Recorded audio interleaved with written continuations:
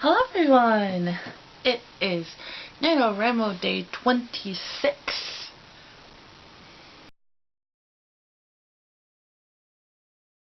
So my word total today is, so far, is 47,074 words.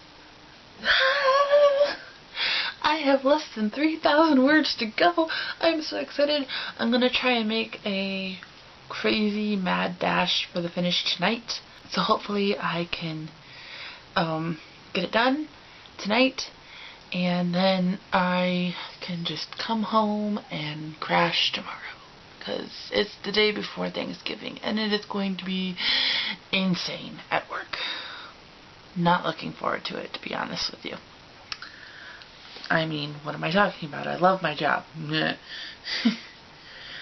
So today I wanted to do a book tour, but unfortunately my other bedroom is still kind of a mess and I don't have all of my books organized, so I cannot do an actual shelf tour, but I can show you what I have on my Kindle app.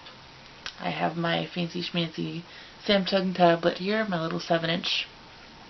I love this thing. So I will show you some of my books that I have on here. I have a lot because I went and did a massive purchase on a lot of free things, and a lot of the stuff on here is free or very, very cheap, thanks to being after, what is it, 1920, I believe. Anything written before 1920 is free. Start off. Now, a lot of these I have not read yet, but they are on my list. Starting with The Adventures of Sherlock Holmes. I love the new movies with Robert Downey Jr., so I just think that that would be fascinating. I have a little bit of Shakespeare on here. I have Much Ado About Nothing, which I actually got. I think this one was 99 cents actually, but I actually got this when my friend told me about the video that's on YouTube. It's broken up into 5 parts, if it's still on there, of the play being performed with Catherine Tate and David Tennant. So yeah, I had to check it out, and then I downloaded the play so I could kind of read along and follow it as I'm watching what's going on, and it was pretty entertaining. A complete collection of Anne of Green Gables books, which I used to have a paperback copy of, but unfortunately when I used to have a bedroom in the basement, and the basement flooded and my books were on the floor and they got all ruined. So I do want to get a hard copy version of those books again, because I love those books. I also have Team of Rivals. This is a very large read. It's a very thick book. I also have a hardcover. I have this on paperback. And it's an awesome book. I also have it on audio, and it's fantastic. 101 Things You Didn't Know About Lincoln. This was pretty entertaining. It just goes into a little more of his life and his back, and some of the little lesser known kind of quirks of his life, and it's just an entertaining read. If you like Lincoln, if you like history, definitely check this one out. Along with that and the Team of Rivals, I have a number of Abraham Lincoln's writings, including the Emancipation Proclamation, a lot of his speeches, the Lincoln-Douglas debates, The Secret Diary of Anne Boleyn by Robin Maxwell. I've read this numerous times. I actually got this out of the library a number of years ago, and then when I saw it on Kindle, I had to get it. I think this was like $9.99 or something like that. I do want to get a hard copy of this book also, because it is just such a fascinating book. It's obviously historical fiction, but it's really good, and I'm very into Tudor era historical fiction. So that definitely caught my eye. Next one is Les Mis, Victor Hugo. I'm not sure if I want a hard copy of this yet. I have to actually read it.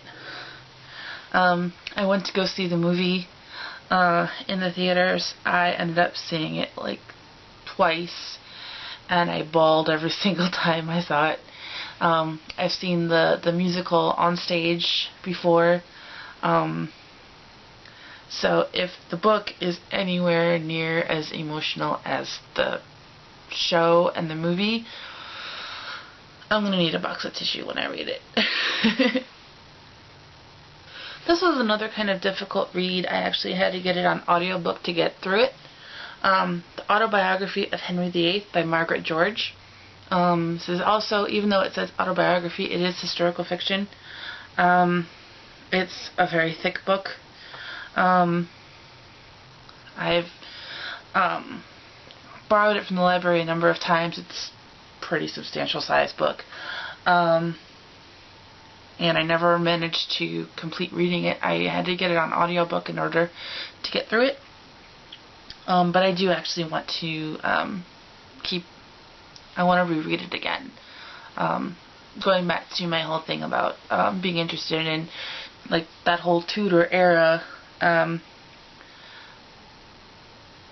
is just really interesting, and it's told from his perspective, obviously, and you just want to smack him sometimes, because some of his views, the way he's portrayed in this book, and his opinions on some of the events that happened in his life, you just want to smack him sometimes.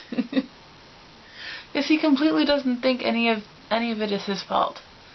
Any of the misery that he caused his wives, and I don't know. He's an interesting man. This is another favorite of mine, Little Women. I also have Little Men and Joe's Boys. I have the complete trilogy here. So this is definitely on my list. I've read Little Women a couple of times. It took me somewhat a while to get through it. I started it when I was very young, and it was kind of a difficult read, but I was determined to get through it. Not to be mistaken with Little Women and Werewolves, which is kind of a parody of this book. Goes around along with like Abraham Lincoln the Vampire Hunter and Pride, Prejudice and Zombies, that kind of thing. So yeah, I read that one, and just doesn't beat the original at all. Some more classic literature here. I have The Scarlet Letter, which was either that or The Crucible was a requirement for any high school for American Lit, so shouldn't have to go too much into that. And, you know, for when I'm facing severe writer's block, I've got prompts. I have a couple of books like this. I have that one. I have one for fantasy, sci-fi, historical romance,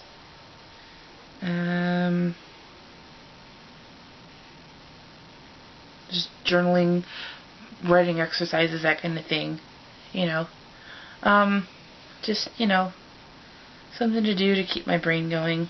So that is a taste of what I have on my Kindle. So that's it. I'm going to try and make a mad dash for the finish now in my writing. hopefully I will get the 2,900 whatever words that I am in need of tonight, and if not, I will work on it tomorrow. So I'm going to edit this, and I'm going to get to work.